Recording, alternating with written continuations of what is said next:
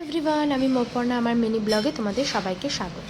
আজকে যদিও বা রেডি হয়েছি, কিন্তু আজকে আর কোথাও যাচ্ছি না। আজকে বেলা করেই একটু ব্লগটা স্টার্ট করলাম, যদিও সকালটা আজকে অনেক তাড়াতাড়ি শুরু হয়েছে। দেখতেই পাচ্ছ প্রচুর রান্নাবান্না করেছি। কেন বলো তো? আসলে আজকে আমার বাড়িতে হবে একটা আইবুড়ো ভাত পর্ব, তো তার জন্যই কিছু গেস্ট আসবে, তো তার জন্যই এত রান্নাবান্না। তো আমার ফার্স্ট গেস্ট মেজ্জাম্মা চলে এসছে, আর সামনেই আমাদের মোহরানির বিয়ে, তো সেই মোহরেরই আইবুড়ো ভাত দেব। মোহর হচ্ছে আমার জাঠতুতো ননদের মেয়ে, অতএব ওর বিয়ে সামনেই, তো সেই জন্য আইবুড়ো ভাতের একটা ছোট্ট করে আয়োজন করেছি। 5 রকম ভাজা, সবজির ডাল, আলু ফুলকপি, চিংড়ি, চিকেন, পাবদা মাছ, চাটনি আর মিষ্টি।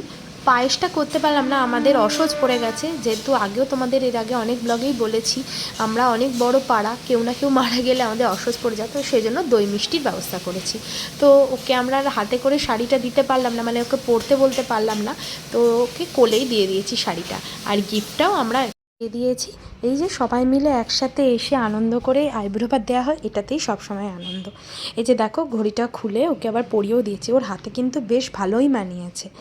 এই যে এবার আমি সবার খাবার জোগাড় করছি, এবার আস্তে আস্তে সবাইকেই খেতে বসিয়ে দেবো, কারণ অনেকটা বেলাই হয়ে গেছে।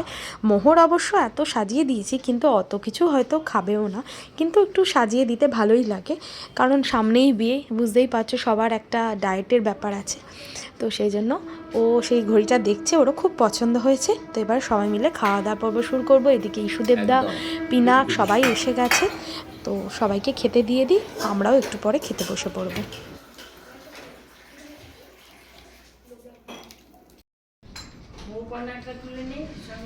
তুলে নিয়েছি আমি।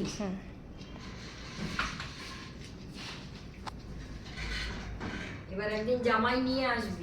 শেষে একটু গল্প গুজব করে ওরাও বাড়ির জন্য বেরিয়ে পড়লো।